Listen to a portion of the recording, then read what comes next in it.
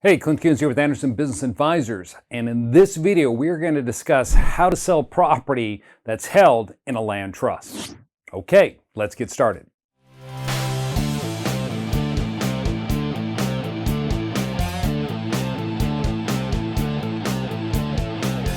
Okay, so here's what comes up. You have your property, you've put it into a land trust, and we've got it all set up there, and we've run this structure for quite some time, and we have our land trust, as I always talk about, owned by a limited liability company, which means that the beneficiary of the trust is this LLC, just like that.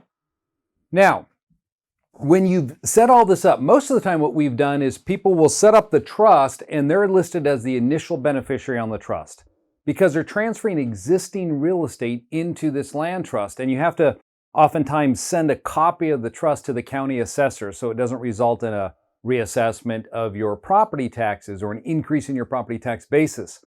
So you want to see the individual as the beneficiary, and then whoever you got up here as your trustee. Maybe it's me as your nominee, or maybe you're using a Wyoming LLC that we've talked about in some of my other videos as your trustee. Whatever the case is, that's usually how it's set up, and then you assign your beneficial interest in the land trust to your limited liability company that you have created for it. Of course, you've done this for asset protection. But here's the thing. Now it's time to sell the property, and this is the way you have it set up. So what do? Well, you could unwind it, pull the property out, put it in your own name, and sell it. And some people do that.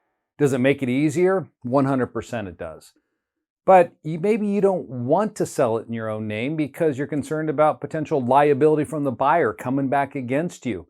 So you want to sell it out of the trust name, or you don't want people to know that you sold property. You don't want to show up on a public record.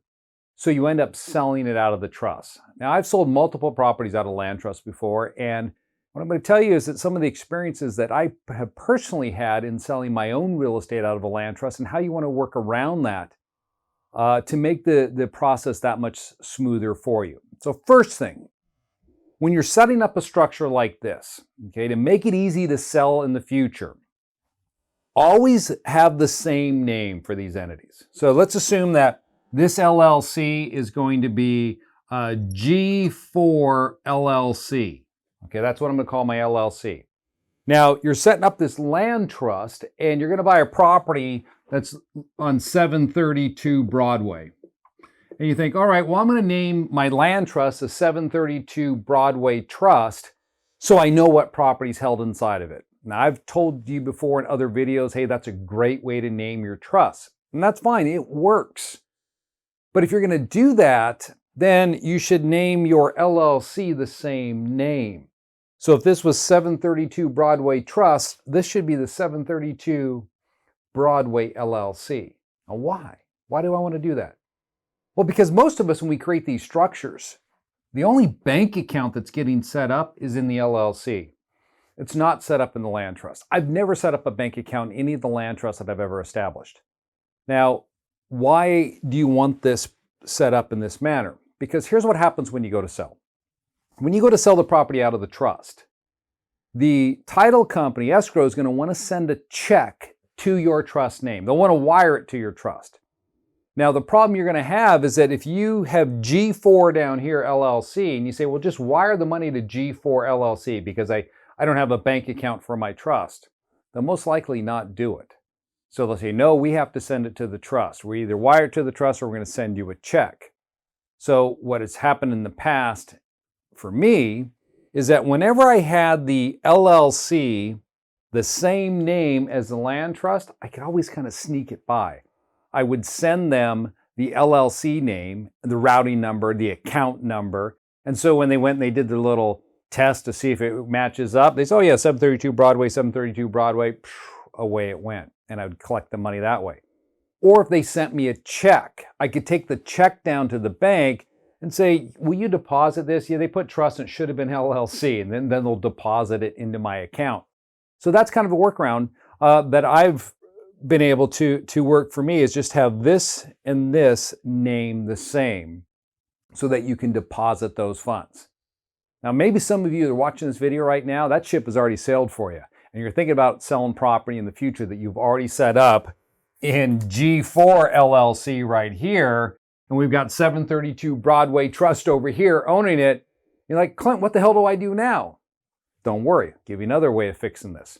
So this was a situation that I had with one of my other properties. I had a limited liability company set up, G4, for example, and I had the 732 Broadway Trust. Now, of course, I went through the same process with the escrow in the title. It said, send me the money to G4. They said, no way, we won't send the money to G4.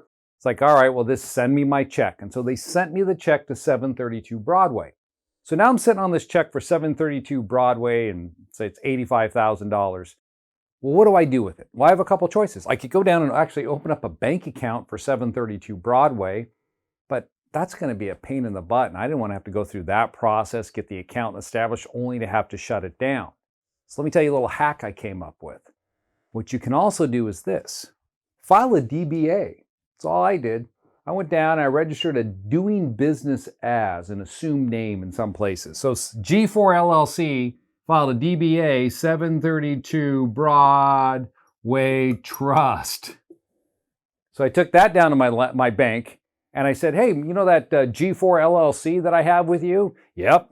I'm now doing business under the 732 Broadway Trust. Here's my doing business certificate right here. Take a look at it. And they took it and they put it in file. I said, oh, by the way, I'd like to make a deposit of this check. And it went. Now I had access to those funds. So that's another way in which you can sell property in a land trust and make sure you get the proceeds. And the reason I want to share this with you is because we talk about all these cool techniques. And there's a lot of people out there that will teach you these same techniques, or they talk about it. Maybe they watch my videos and go back and share them with other individuals. But they don't know the details, right? Because they haven't done it.